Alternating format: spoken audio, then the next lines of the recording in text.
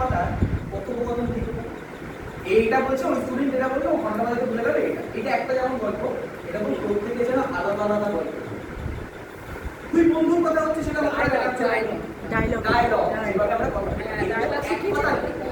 কিন্তু সবারটা আলাদা আলাদা হবে, আলাদা আলাদা ম্যাটার। এবার তোমরা কি করে বুঝবে ও ওরকম লিখে ফেলেছে কিনা?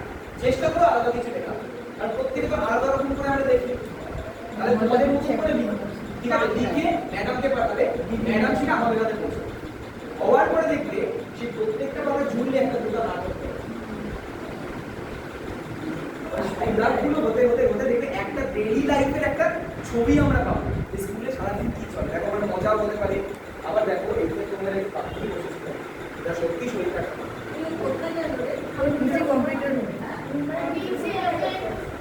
শুয়েছি।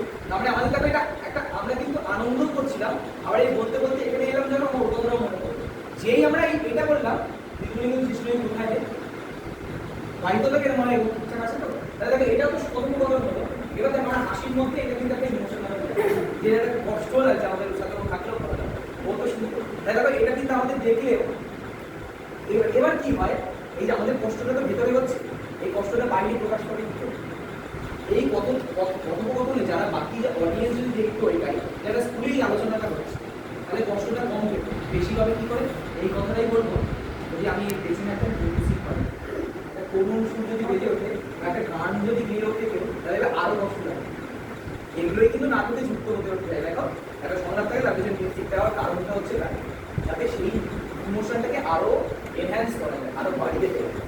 তাহলে তোমরা এরকম লিখে ম্যানেজার দেওয়া দেবো যেটা আমাদের কাছে এসে পৌঁছায়, তাহলে দেখো সেটা থেকে একটা সুন্দর নাটক তৈরি করছে।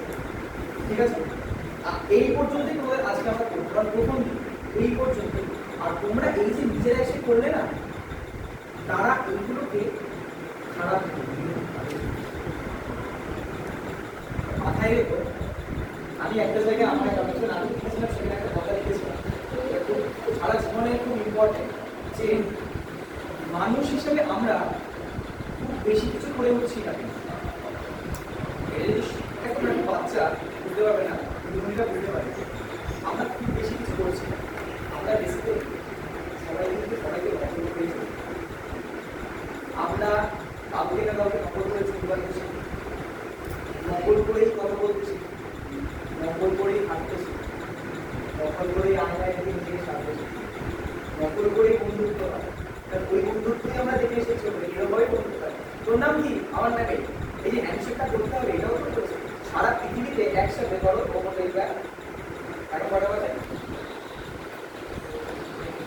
3:27 আমি বললাম আমি ভাস্কর।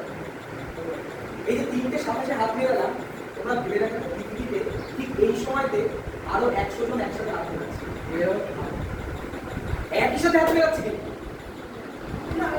আলাদা আলাদা জায়গায়, তাই আমরা জানতে পারছি। কিন্তু এটাই যদি আমরা দেখাতে পারতাম, সিনেমা বা থিয়েটার এভাবেই দেখা যে দেখো একসাথে বন্ধুত্ব হচ্ছে 100টা মানুষ, আমরা জানতে পারছি একসাথে মারা যাচ্ছে কতগুলো মানুষ।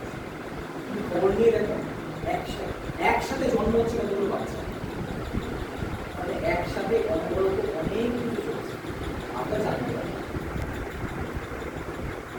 এইভাবে যদি ভাবি তাহলে বুঝতে পারবে যে আসলে আমাদের এই সম্পর্কগুলো খুব ইম্পর্টেন্ট।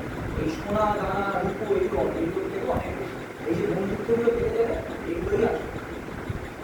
এগুলো না থাকলে মানুষ হয়ে উঠবে না। হলে মানুষ কি আবার মানুষ হওয়ার কথা বলে, মা কান্না করে বলে কেন মানুষ করতে পারলাম তাহলে কি ওই বেঁচে হয়ে যাবে মানুষই হয়ে চলেছে।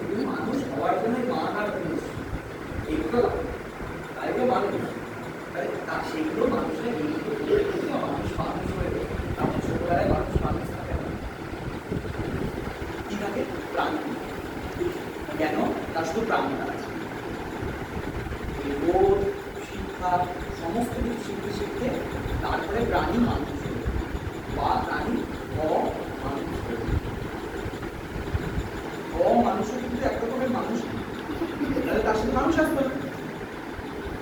কিন্তু অটা কেন যুক্ত হয়ে গেল সেইটা বুঝতে হবে, যাতে যেন আমাদের এই অটা যুক্ত যদি না হয়, সেই সেইটা স্বরবর্ণের প্রথম অক্ষর হিসেবে পালন করি। তাই তো? তাহলে আজকে এখানে শেষ করি আমরা। থ্যাংক ইউ সবাইকে।